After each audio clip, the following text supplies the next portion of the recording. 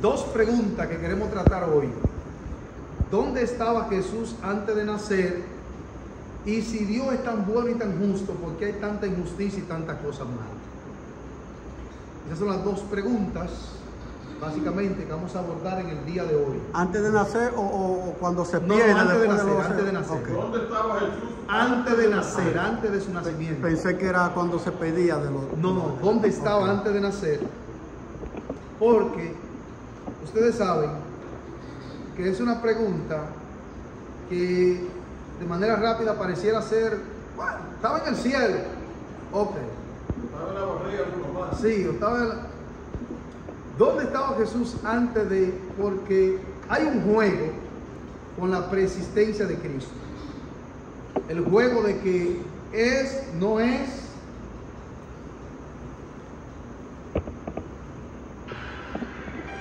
Un segundo, llamándome al trabajo, pero qué raro. Entonces nosotros tenemos un inconveniente porque usted observa que la gente tiene como una pregunta, una respuesta subjetiva acerca de la preexistencia de Cristo. ¿Dónde él estaba y quién era? Por eso hay un juego de palabras con el asunto de la Inmaculada Concepción. ¿Lo han escuchado, sí o no? La Inmaculada Concepción, de que por eso la pregunta es tan importante. ¿Dónde estaba Jesús antes de nacer? Es importantísima la pregunta. Muy importante, más de lo que usted cree. Porque la Inmaculada Concepción, ¿qué plantea? Desde el marco teológico vaticano, plantea que Jesús, que María fue sin mancha, sin pecado. Inmaculada Concepción. Fue sin mancha y sin pecado, lo que es totalmente imposible. Ahora, usted se hace una pregunta, ¿dónde ellos fundamentan teológicamente esa doctrina? En Génesis 3:16 o Génesis 3:15. Tú le herirás en la cabeza, ella te herirá en el calcañal y tú le herirás en la cabeza. Ahí es que ellos plantean. ¿Qué sostiene la doctrina de la Inmaculada Concepción? Que el pecado fue que alejó a la humanidad de Dios. Hasta ahí van bien. Que cuando Eva peca, Eva era la compañera del primer Adán e hizo caer al primer Adán. Y que la segunda Eva, que iba a producir el segundo Adán, que es Cristo, tenía que ser sin pecado. Por tanto, que cuando la Biblia dice que le iba a herir en la cabeza, que iba a traer una mujer sin pecado para que diera a luz al segundo Adán. Fíjense qué cosa. Sin embargo, la teología nunca se está refiriendo a una mujer como tal. La teología, de manera explícita y clara, se está refiriendo a la matriz o a la descendencia de Eva específicamente. Entonces, cuando leemos a Lucas, por ejemplo, vemos que María, ella misma se es tenida como una pecadora. Ella misma. ¿Quién soy yo? Dice ella, para que la madre de mi Señor venga a mí. Es decir, ¿acaso no había alguien más justo y más limpio y más puro que yo? Es lo que piensa María. ¿Quién soy yo? Entonces, contradice totalmente lo que postula el Vaticano, que acabo de explicarle, lo que postula el Vaticano acerca de la Santa Concepción. Nosotros sabemos que es imposible, entonces, que uno que haya nacido de hombre y de mujer no tenga pecado. Por eso, la idea de Cristo. Y atención aquí, porque ahora yo le voy a hacer una pregunta a ustedes. Después de lo que le acabo de explicar Inmaculada Concepción. Esa doctrina, Génesis 3:15, ¿dónde yo la baso? Ahora yo le voy a hacer una pregunta a ustedes. Todo el que ha nacido de hombre y de mujer, biológicamente, es pecador. ¿Sí o no? Claro. Y la Biblia dice que el bautismo era como en reconocimiento de ese pecado al inicio, cuando Juan comienza. Era un simbolismo de que yo soy pecador, y de hecho en el capítulo 3 de Mateo te encuentras que Juan le dice a ellos: no comience ustedes a decir Abraham tenemos por padre, porque Dios puede levantarle hijo a Abraham aún de estas rocas. Entonces Juan dice: ya el hacha está puesta y el aventador está en sus manos y limpiará su era. Juan está diciendo: no hay forma de que ustedes justifiquen que no tienen pecado. Todos tienen pecado. Todos. Ahora bien, Juan invita a sumergirse en las aguas para el reconocimiento del pecado. Ahora mi pregunta es: si Cristo no tenía pecado y el bautismo es para pecado, denme una respuesta bíblica. ¿Por qué Cristo se bautizó? Yo soy loco. Ahí está la pregunta difícil de la Biblia. Parece sencilla. La gente agarra y dice: no, porque él, ¿qué hizo de ejemplo? Un ejemplo. Oh, Sí, eso es lo que la gente dice. Oh. Como la muerte también. oh, como la muerte. Jesús murió para enseñarnos a morir. Ok. Entonces los que se murieron antes de él, los que se murieron antes de él morir, ¿quién le enseñó a morir? O sea, estupideces como esa es que una gente que tenga cerebro no la acepta. Y entonces de una vez uno dice: es un rebelde, es un ateo, es un qué sé yo qué. No, no es rebelde ni ateo, es que tiene una mente que analiza. Dígame eso a la gente católica, porque quiero saber. ¿Te entiendes? Tiene una mente que analiza, y como tiene una mente que analiza, tú no le puedes saltar con un disparate de cuento de hada, porque va a decir: solamente en la mente tuya de cacaíto, de dos cucarachas jugando basquetbol, solamente en tu mente puede surgir la idea de que eso es así. Entonces una gente que tiene su mente bien amueblada, que es un tipo que se ha informado, tú no le puedes saltar con cositas como esa. Tú tienes que saber. Por eso yo le digo a ustedes, señores, a medida que yo voy profundizando en la teología, me doy cuenta que sin querer, porque es sin querer que lo hacemos, sin querer, en un mismo mensaje nos contradecimos. Sin querer. Por ejemplo, a veces yo me pongo a escuchar y analizar y yo digo: wow, ahora mismo acabó de decir que Dios es todopoderoso, ahora mismo. Pero después unos segundos después dijo que no se puede tal cosa. Entonces, ¿no entiendo? En un mismo mensaje lo contradecimos. Por ejemplo, el domingo yo ministraba allí en Santiago una actividad bajo el tema la bendición de las pruebas. ¿Cómo? Porque no quiere mandar el link. Ellos me van a mandar el video. Lo que pasa es que ellos tienen una ñoñería, porque ellos tienen un canal de YouTube y lo subían a su canal. Entonces parece como que ellos no quieren que yo lo comparta por otro sitio, ¿tú sabes? Porque ellos tienen su montaje y su cosa rara. ¿Y ya lo subieron? Sí, ellos lo subieron a su canal. Pero el link, Porque ellos tienen su cosa, una iglesia con aire y de todo, una cosa. Comparte el link. Tú ves, ellos tienen su Es película. mejor que comparte el link. Yo le voy a decir a ellos que me lo envíen para... Entonces, oigan bien, ¿cuál es el asunto? El asunto es que si yo aprecio así, en lo personal, de manera subjetiva, yo aprecio que, bueno, Jesús, lo que pasa con él, que tú sabes que Jesús tenía que dar el ejemplo. No. La Biblia dice que Jesús dijo: déjame que yo te bautice. ¿Cuál es la respuesta a esa pregunta? Juan está consciente que Jesús no tiene pecado, por eso no quiere bautizarlo. Y no lo hace, hay problema. Entonces, fíjate bien, Juan le está predicando a la gente que se bauticen porque son pecadores.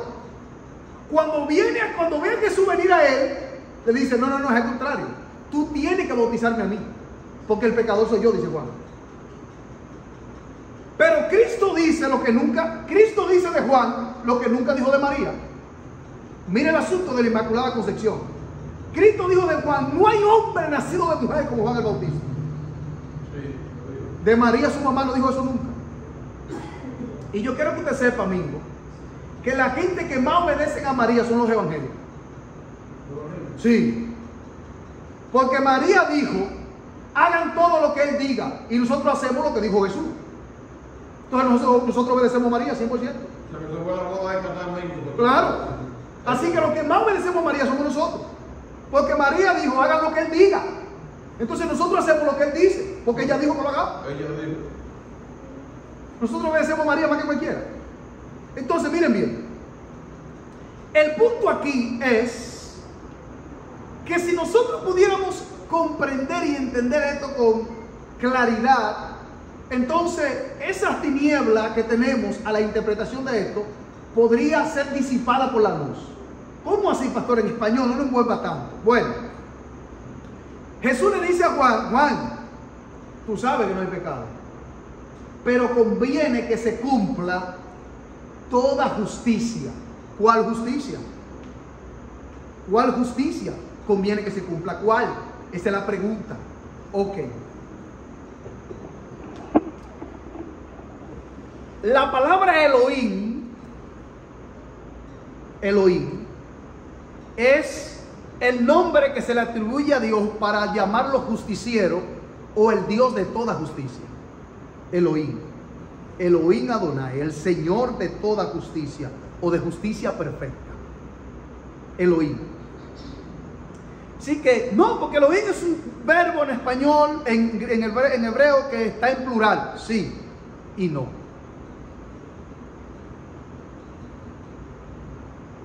Sí y no. ¿Por qué?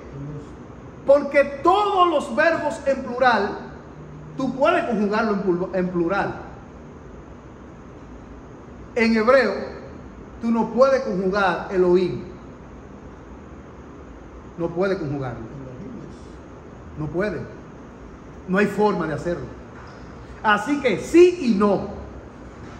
Lo que estoy tratando de decir es que Cristo dice: hagamos, Juan, hagamos que se cumpla el Elohim, toda la justicia. Pero ¿cuál justicia? Yeshua, ¿cuál? Que yo fui encarnado.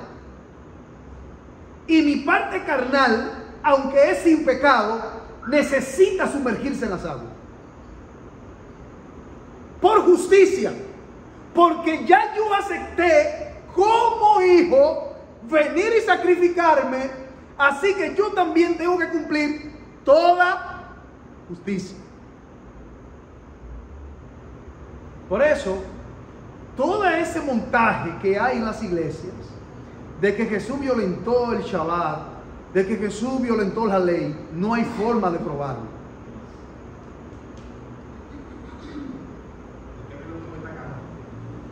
Jesús jamás violentó el Shabbat. Jesús jamás, porque el Shabbat era un mandato sagrado de Elohim Adonai. Y por tanto Jesús entendía y dijo: es que ustedes no han entendido. Es que mi padre no dijo eso. Yo estoy deshonrando el forro que ustedes le han puesto al Shabbat. Pero el Shabbat como tal, yo nunca lo he deshonrado. Lo que yo deshonro es la costumbre de los hombres, no la de mi padre. Eso no fue lo que él dijo. Entonces hay que tener cuidado, porque a veces la gente suena como que Jesús desobedeció, o como que Jesús no siguió, o como que Jesús no obedeció. No. Jesús dijo: yo no puedo seguir los parámetros, yo no puedo seguir esa cobertura que ustedes le han puesto a los mandamientos de Dios. Eso yo no puedo hacerlo. Por ejemplo, el mandamiento de Dios, amará, ellos lo habían parcializado. Se amaban entre ellos mismos, pero para ellos los demás eran perros. Entonces Jesús dijo: yo no puedo con esto. Entonces viene y le dice, usted no ve que Jesús dice: un mandamiento nuevo os doy. ¿Cómo así? ¿Cómo que tú das un mandamiento nuevo? Pero ¿por qué nuevo? Si tú acabaste de decir que tú no has venido a abogar la ley, entonces ¿por qué tú vienes a dar cosas nuevas? En otras palabras, lo que Cristo está tratando de decir en hebreo es lo mismo, pero es nuevo porque no se usa.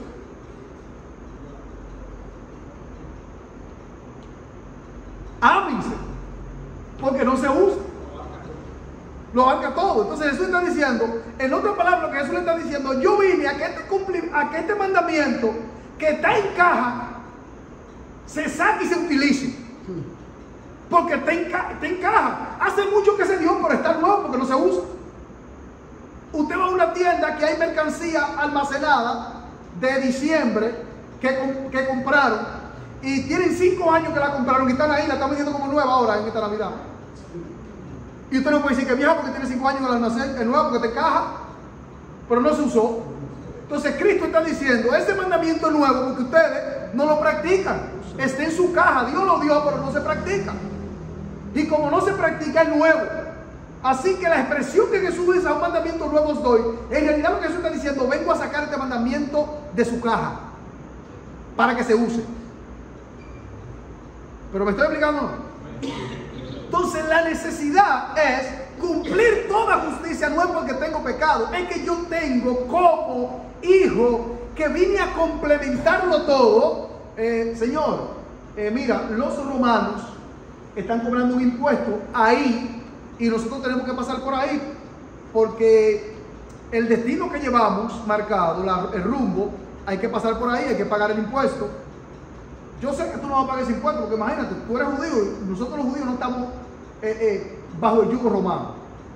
Pedro, cállate y ve al mar, tira ese al suelo y el pecado que tú saques, ahí está el dinero de pagar el impuesto, págalo y deja tu bulla, porque es necesario que cumplamos toda justicia.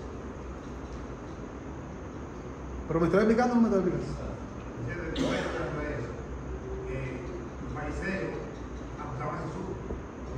La ley decía que los sacerdotes y los profetas estaban diciendo que pagar impuestos. Entonces, como él decía que era un sacerdote o que era un profeta, entonces si él paga el impuesto, ya como eso está demostrando de que no es nada. Entonces, la historia dice que él dijo que él está exento de eso, pero para cumplir la justicia, él lo va a hacer. Y la moneda que tenía, se llama un estatero que tenía un valor de 4 dracmas, porque lo que había que pagar era 2 dracmas de impuestos por cada persona. Y esa moneda que tenía era 4 dracmas el valor para 2 personas. Exactamente el de Pedro y de Jesús. Sí, esa historia. Exacto, pero hay un punto que hay que destacar. Acuérdese que el judío, profeta judío, estaba exento del impuesto judío. Ahora, del impuesto romano no, nadie.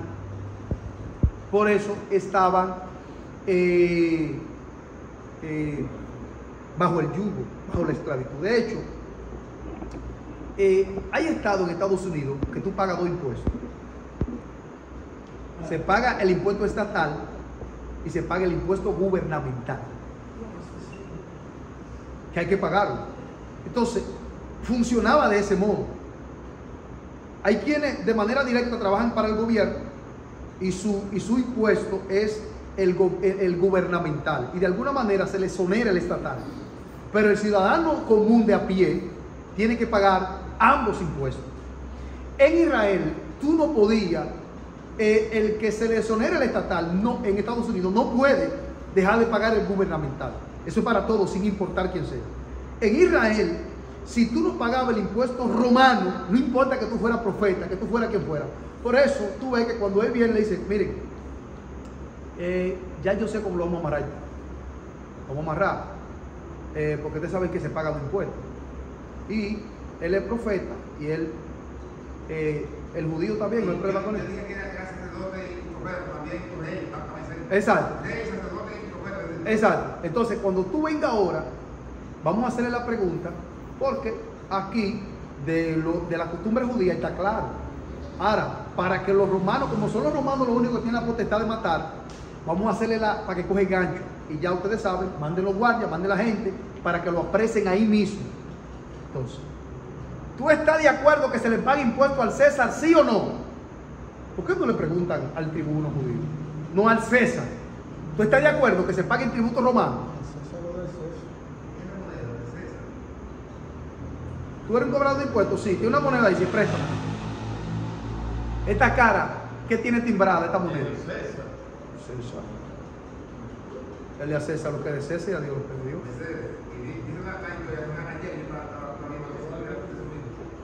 Que cuando fue una trampa a ver si se pagaba, porque si pagaba, ya nosotros pensábamos que no la reinar ni siquiera profeta, ni siquiera nada. Y dicen ellos que cuando le preguntaba a Pedro que si pagan impuestos, el Pedro dijo que sí, que lo pagan.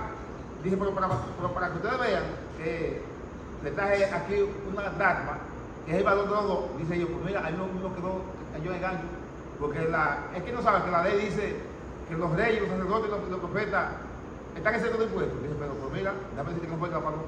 Quien pagó esa moneda fue un pez. Y aquí tú vienes con ese cuento. Dice, fue un pez que pagó eso, porque Jesús me dijo a mí que vaya al mar y que saque un pez, y que el primer pez que yo saque tenía una moneda, que la saque y que la pague. Y eso fue el pez que pagó, entonces no fue Jesús. Esa es la historia. Sí.